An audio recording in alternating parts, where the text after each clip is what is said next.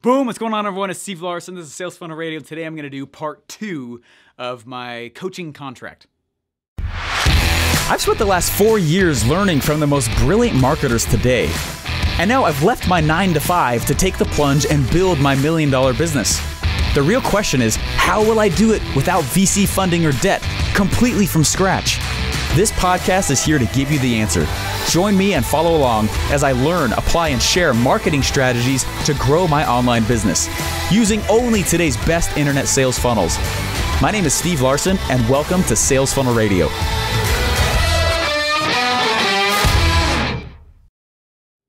What's up, guys? Hey, I had to chop this into 2 different episodes because it's a little bit long. So anyways, this is the second half. I'm going to pick right up into the, basically I'm going through 14 different rules that I make somebody go into and follow when I actually decide to and agree to coach them. Or consult for an individual as well. And so anyways, you're going to go in and you're going to start hearing these things. Again, if you have not heard part 1, I'd go back and listen to that before you listen to this. It will make more sense.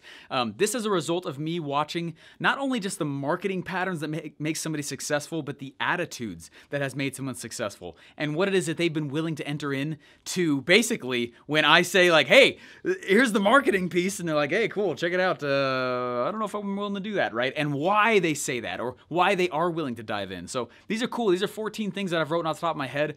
And again, just as a recap, I go in and I do, I make them agree to a few things. This is a relationship, okay? So they're gonna do some things, and then when they do, I will do these other things as well, okay? I don't just go 100% without them going 100 also. I match and I lean into the level that they are willing to be leaning as well. All right, hopefully you guys enjoy this. Let's cut right over to this next part. Let me go a little faster here. Okay, if you will earnestly attempt to answer all questions on your own, then I will coach you to the answer. This is a big one. You guys remember there was a podcast episode I did a little bit ago called My Greatest Asset. If you've not watched it, it went nuts. There was like 700 views within the first like 2 hours on that video. That was crazy. Before I ever released it as an episode. That episode was freaking awesome. Okay, and what's interesting is like, one of the biggest issues that I find with people's attitudes is that they're like, well, I don't know where to find the answer for that. Man, freaking Google exists, all right? Well, Steven, I just don't know how to do this and this anymore. YouTube it, okay?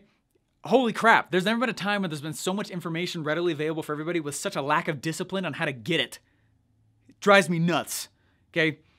So they are never allowed to just come ask me. There was a leader. This comes from a specific person in my history. There was a leader that I had over a whole group of us. And anytime we had a question, he wouldn't ever answer it.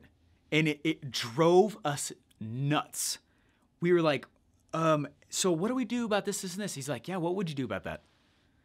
We're like, well, we don't know. That's why we were going to ask you. Like, yeah, what do you think? That's crazy. It's frustrating, right? We all were so mad at the dude forever. And then he's like, oh man, yeah, I wonder where you can find that out. Should we do this or that, or this or that, or this or that? And for months, like 6 months, the dude never answered a question of ours, and it drove me nuts. And he told us eventually, guys, my goal is to make you self-sufficient, not give you all the answers. And that was a huge lesson of mine. And that has served me my entire life ever since that experience. That was 8 or 9 years ago. And he was awesome. He totally changed my life just with that one lesson. Okay, so when people come to me, if it's like a super tactical thing or whatever, like I might help answer the question to them. But when it's a dumb question, whoever said there's no such thing as a stupid question, that's a stupid quote. Okay, there's such thing as a stupid question. It's the question that someone took no thought to try and answer on their own before they asked somebody else. Okay, does that make sense? There's stupid questions totally exist. Earnestly attempt to answer all. Okay, next one. You gotta buy success with your own time. Okay. Somebody complimented me once on something I had done, and I said, oh, thanks, I bought it with my time. And they're like, what do you mean? Actually, yeah. Anyway, I had lost a bunch of weight. And so it was like, oh man, you're looking great. I was like, oh, thanks, I bought the results with my time. It was a super weird response, and I knew it was, but they're like, what do you mean? I was like, well, while most people are doing this, this, and this, I was exercising or not eating, right? Does that make sense? Yeah.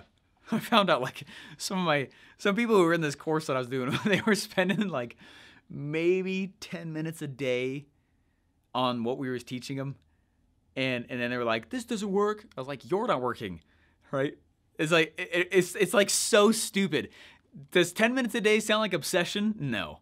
And if you can't get obsessed over what it is that you're learning, you're trying to go do, you're probably not in the right thing, okay?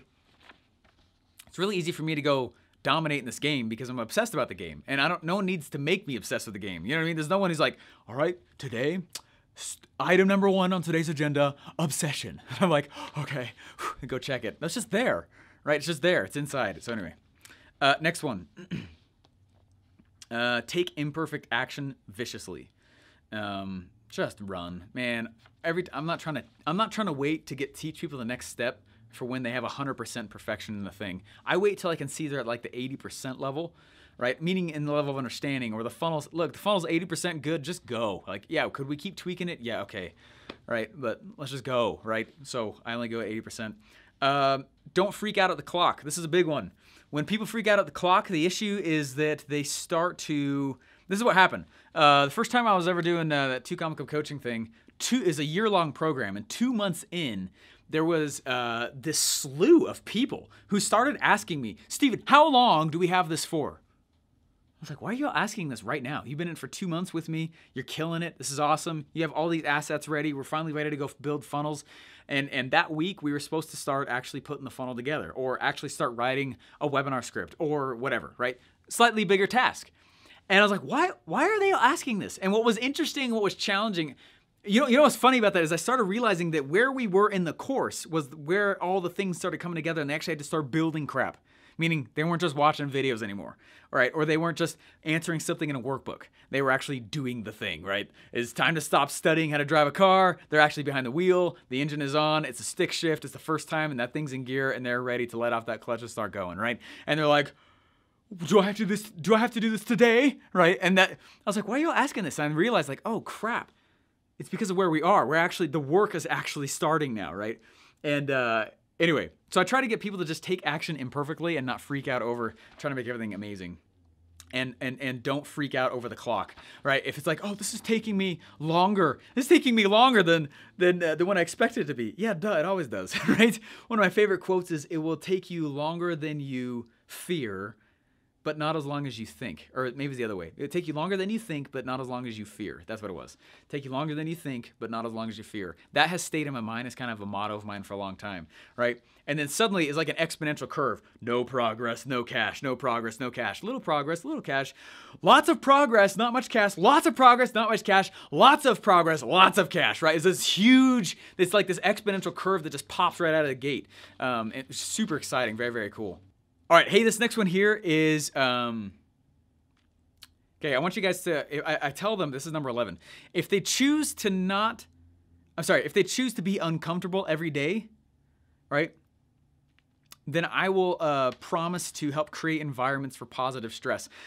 This is a big one, right? There's eustress and there's de-stress. Not all stress is the same. When I'm looking at my 3-year-old and my 5-year-old, and I'm like, and I'm trying to craft a learning environment for them, if I can see they start entering, if they start exiting eustress and entering de-stress, I know I need to stop.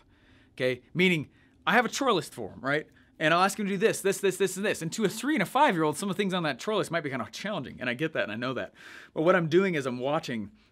Eustress comes from euphoria, right? It's positive stress. It's stress that is growth stress. It is growing stress. It is sculpting. It's shifting. It's very good for the individual. De-stress, that's destructive. That's the negative kind. Bad anxiety, right? Really, really bad. Right, it's when someone feels overwhelmed, overloaded, they're gonna die. They start entering into destructive habits. That's a destructive, right? That's de-stress, right? Eustress, I want eustress for my customers all the time, right? And that's one of the reasons why my stuff is awesome, but also why my stuff is sometimes hard for people to take in, right? Because I know that they must grow as an individual, not just a funnel, right? They must grow as an individual to even pull off the funnel, right? That's what it is to become an attractive character, right? There's things inside of you that you need to work on, or you have to overcome, or focus on, or expand, or contract. So, anyway, I try and do something challenging and uncomfortable every single day. This morning, I did not want to lift. I did not want to exercise this morning. Holy crap. A lot of stuff going on for me personally right now. I was like, I don't want to, I really don't want to lift. But I thought about this and I was like, all right, let's do it. Number 12, be brutally honest about where you are. If you're brutally honest about where you are, then I will applaud your progress. If any one of you guys goes out and rents a freaking Lamborghini, takes a picture in front of it and puts it on their Facebook profile page in order to become a professional, I'm going to slap you. Okay?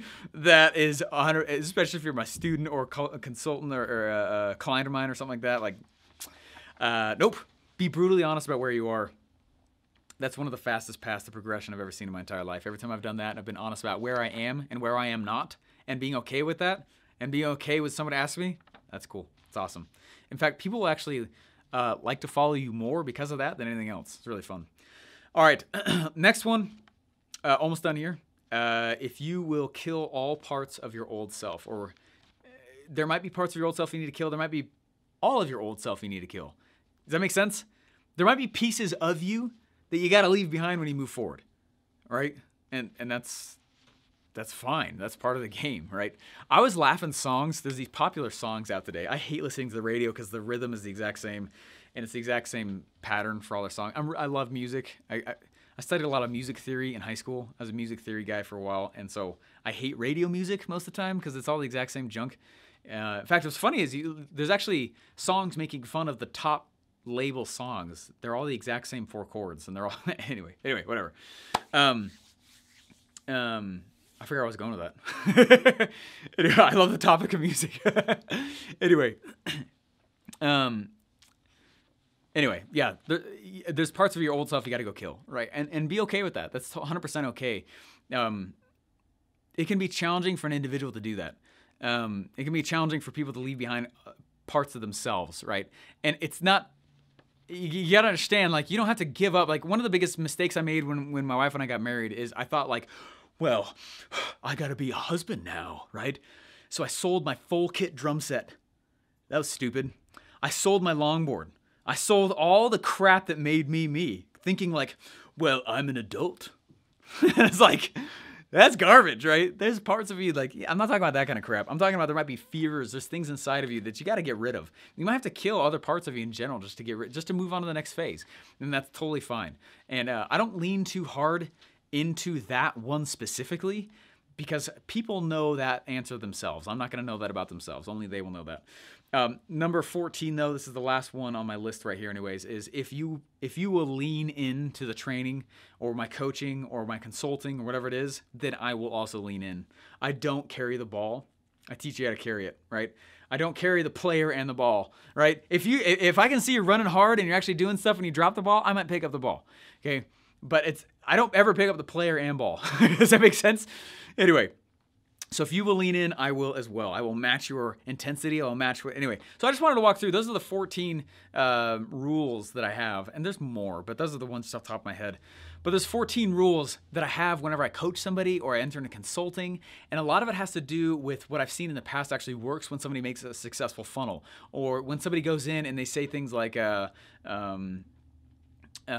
Steven, I really need this to work. Is it going to work this time? Are you going to be there to help me? A lady reached out once and she said, hey, I want to buy your product, but will you be there to motivate me when I am feeling down? And I said, absolutely not. And she goes, excuse me? I said, I am not here to motivate you, right? Motivation comes from within. You make your own motivation, right? Motivation sucks, right? Discipline is greater than motivation. I'm not here to motivate you. I'm here to teach you how to do stuff. If you can't bring motivation to the table, the moment I leave, or let's say I can't be on a call one week, you die, right? Internally, you die.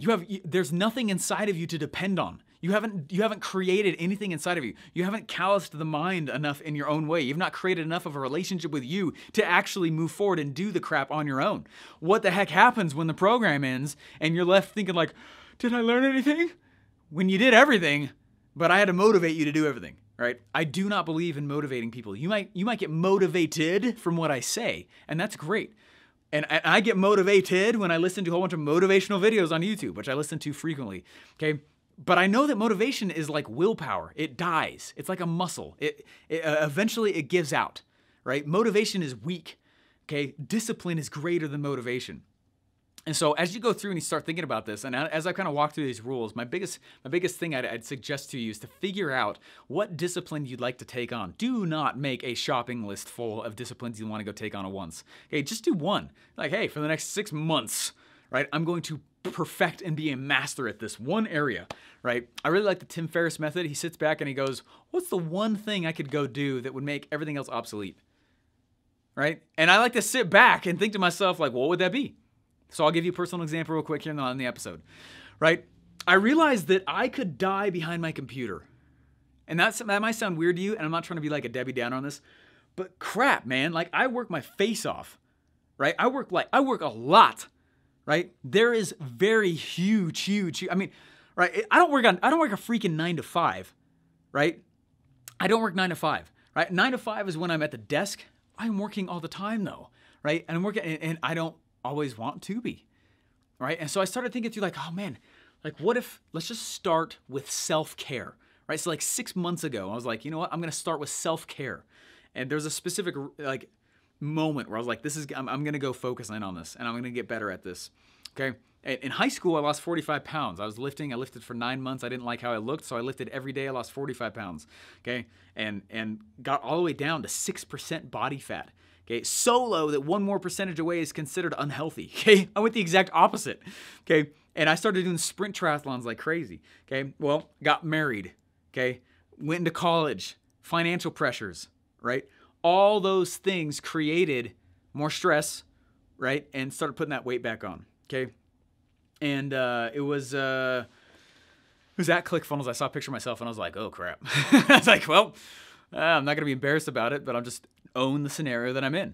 Okay, let's kill that side. And so I went through and I started looking at all these different things, and I've lost maybe 10 to 15 pounds, which is awesome. And it's been great. I've really enjoyed it. But what I had to go do is find out what that one domino was that Tim Ferriss talks about that knocks down everything else. Okay, and so what I realized was it's actually the time that I go to sleep. Okay, if I go to sleep at a reasonable time, I get up early. I like when I get up early because I can have an hour or two for just working out. I like to work. Do I need 2 hours? No. But I do like to go a solid hour and a half. It's just fun. I really enjoy it. It's one of my favorite things. I built a full gym in our garage. The thing's awesome. Holy crap. Got all the toys. Really fun in there. Okay. I don't do any of that stuff, right? And when I lift and I work out in the morning, then I go and then I can eat better. I'm more motivated to eat well when I've worked out in the morning. So I'm like, I don't want to lose the results I just worked for in the morning, right? So then I eat better, right? Which makes me drink more water, which makes me, right? And it all starts, the one activity that I can control that easily makes it likely that I will do that schedule the next day is what time I go to sleep. I don't believe in nighttime hustle anymore. There's very few times when I'm willing to do it anymore, but it's because I actually work better. I have more clarity of mind. I get more crap done when I follow that. Does that make sense? Does that have anything to do with funnels? Yes! Everything to do with funnels. Does it have anything to do with building pages? No. But it has everything to do with the way I build pages. Okay, and that's part of what I do that has made some people, they'll feel a little bit uncomfortable with what I do. It's like, I thought you were a funnel coach. It's like, yeah, I am. But in order for you to actually be really good at it, we got to work on you as well. So these are the 14 rules. Okay, these are the things I have, and I do the exact same things to myself, right? There's times where I'll walk around and be like, man, Steve, dude, Larsen, you are Betty Whiting right now, man. You are complaining. You're being a freaking idiot, okay? You are whining. You're being a complainer, you little baby. And I'll self-talk like crazy. And I coach me through the same process that I'm coaching my people through. And it's really cool how effective it's been. And I've been doing a lot, especially the past several months. And really, really enjoyed it. So anyways, guys, hopefully you liked this episode. Longer one, definitely a longer one. And wanted to be able to drop this out to you guys, though. These 14 rules are very, very helpful. There's many more. Those are, again, ones that are off the top of my head. When you enter a relationship with somebody else in a coaching scenario, be very cognizant of not just what they're teaching you, but where they're also coming from. And it will help guard you to make sure that you are getting the right coaching you should have. A lot of you guys reach out to me and ask me if I can coach you. I'm not doing open coaching for anyone right now. I do fulfillment style coaching for Russell for the One Funnel Away Challenge. I'm a 2 Comma Club coach over there as well for that program. And consulting, though, I do do fly out a lot, and I do that stuff as well. If you're interested in that kind of thing, go to stevejlarsen.com, and you can see that's how to get in contact with me for consulting. So anyways, guys, thank you so much. Appreciate it, and we'll talk to you later. Hope you guys enjoyed the episode. And again, if you like this, number one, I'd go back and re-listen to it and write the rules down. People will ask if I can give them the PDF or the doc I've been holding up. No, I think you need to write them down. It'll help you actually memorize them and learn them. So I'm not going to give it and release it to anybody. Go write them down, though, on your own. And then please share the episode. Really means a lot to me. Guys, thanks so much. We'll talk to you later. Bye. Hey, thanks for listening. Please remember to rate and subscribe. Got a question you want answered live on the show? Head over to salesfunnelradio.com and ask your question now.